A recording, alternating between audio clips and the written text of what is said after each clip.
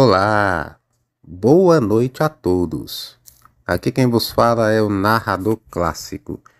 E no vídeo de hoje vou contar para vocês a história do clã Ventry, os vampiros pioneiros no comércio de sangue no Brasil. É isso mesmo que você ouviu, os caras foram os pioneiros, criaram esse sistema que praticamente sustenta todos os clãs aqui do Brasil. Então você que é novo nesse canal, já vai se inscrevendo aí, deixa o like, compartilha.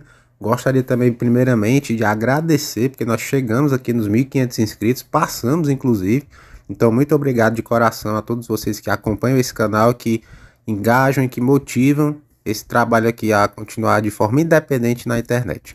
Agora, sem rasgação de seda, sem enrolação e sem delongas, vamos para o vídeo.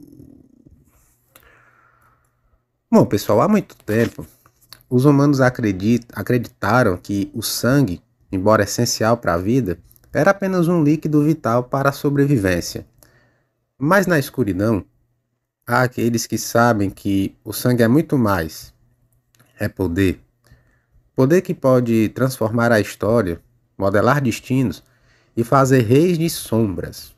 Nesse vídeo, você vai conhecer um clã que, através dos séculos, dominou as artes do controle e manipulação, tornando-se verdadeiros mestres no comércio de sangue humano. Você está prestes a descobrir como o clã Ventry, uma das casas mais antigas e poderosas dos vampiros, começou sua jornada nas sombras, e como sua sede insaciável por poder os levou a manipular e governar um dos recursos mais preciosos no mundo moderno, o sangue. Vamos começar então falando da ascensão do clã Ventry. Esse clã, pessoal, o clã Ventry, ele remonta aos primórdios da história humana, muito antes dos eventos que você conhece. Durante milênios, eles se infiltraram nas poderosas dinastias, em tempos antigos, antes mesmo da fundação de grandes impérios. O seu poder sempre esteve entrelaçado à política, à realeza e ao controle também da população. O clã Ventry não era apenas um clã de simples caçadores de sangue, não, lógico que não. Eles eram verdadeiros mestres da manipulação e da liderança. Desde o Império Romano, passando pelas cortes medievais, até as grandes dinastias da Ásia, o nome Ventry ecoava como sinônimo de controle absoluto. No entanto, sua maior jogada não se deu em campo de batalha. Foi no campo das sombras, na arquitetura do sistema financeiro e nas grandes indústrias humanas, que os Ventrys, com o seu dom de manipulação, descobriram a chave para o poder eterno, o sangue humano. Ao longo dos séculos, eles observavam como a vida humana se tornava cada vez mais fragmentada, como as cidades cresciam, a população se expandia e, mais importante, como a demanda por alimentos também aumentava. Agora, como surgiu essa verdadeira facção, por assim dizer, dos Ventry no Brasil? Como foi que eles chegaram aqui? Aos olhos dos Ventry, o Brasil se tornava um terreno fértil para as suas ambições. Durante o período colonial, o Brasil, com suas vastas plantações e recursos naturais, atraía todos, até mesmo os mais antigos vampiros.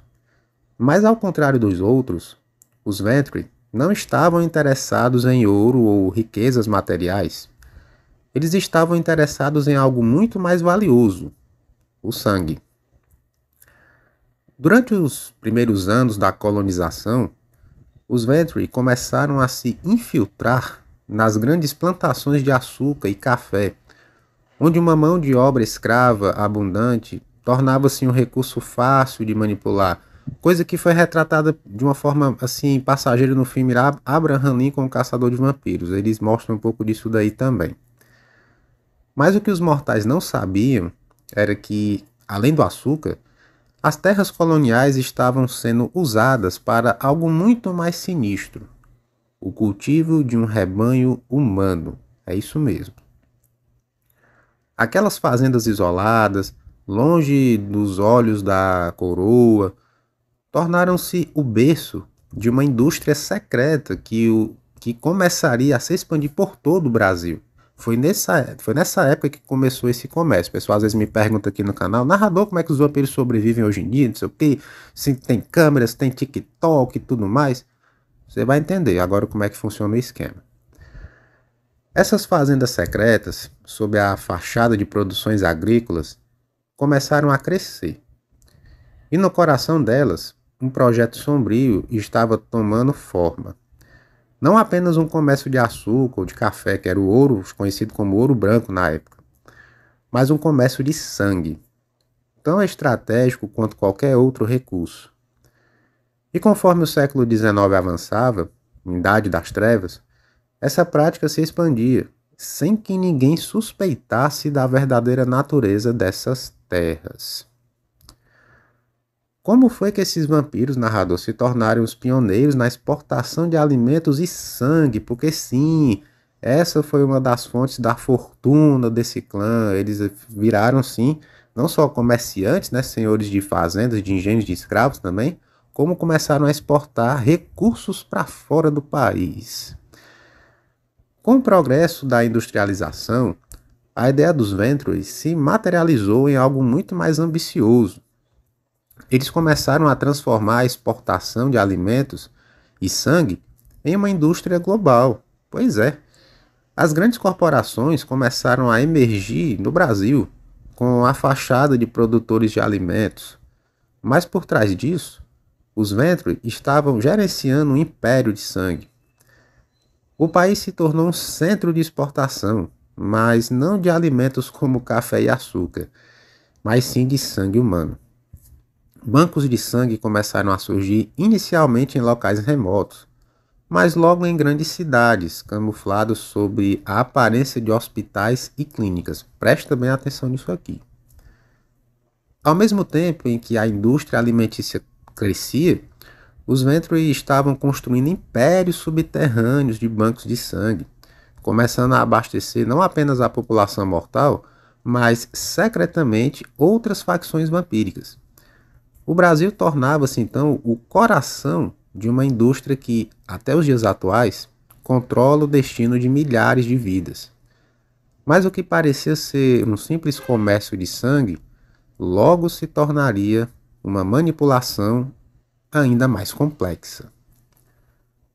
Os Ventures, sempre à frente do seu tempo, começaram a financiar pesquisas científicas para melhorar a qualidade do sangue coletado. Eles estavam buscando mais do que apenas sangue. Eles queriam algo mais. Algo que pudesse ser usado como moeda de troca entre clãs rivais. E talvez algo que pudesse garantir sua imortalidade para sempre. Bancos de sangue não eram apenas para armazenar o sangue, mas também para aperfeiçoá-lo, digamos assim. Aí que vem o pulo do gato. Eles começaram o controle da população e fazer experimentos sanguíneos. Isso mesmo. A obsessão dos Ventures não se limitava apenas ao sangue. Eles começaram a realizar experimentos científicos secretos, usando humanos como cobaias, para tentar entender como manipular o sangue e sua relação com a própria essência da vida e da morte.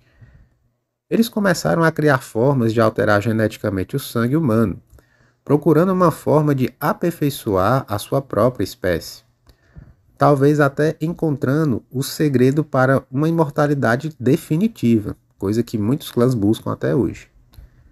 Essas pesquisas, muitas vezes mascaradas como inofensivas, eram na verdade o maior experimento genético já realizado. Eles não hesitaram em usar a população como cobaias, óbvio que não. Com a ajuda de cientistas corruptos e médicos manipulados, eles realizaram experimentos em uma escala inimaginável, alterando a composição do sangue e tentando criar uma fórmula que os tornasse muito mais poderosos e indestrutíveis fisicamente. Isso mesmo, se tornando então uma classe superior de vampiros, tá? E essa questão do legado dos Venturi, o comércio de sangue no Brasil de hoje, né, nos dias atuais, aí como é que isso se desenrolou até hoje, pleno 2025. Hoje em dia, pessoal, o Brasil continua a ser o epicentro desse império sombrio, com bancos de sangue espalhados por todo o país, sob o olhar atento dos Venturi. O que você vê como simples hospitais e clínicas de coleta de sangue pode muito bem ser uma fachada para algo muito mais sombrio. Esses bancos não são apenas centros para salvar vidas, mas sim locais de abastecimento e controle. As sombras continuam a se estender sobre cada esquina, cada cidade e cada pessoa. Ao longo de décadas, o Brasil se tornou um centro de distribuição de sangue.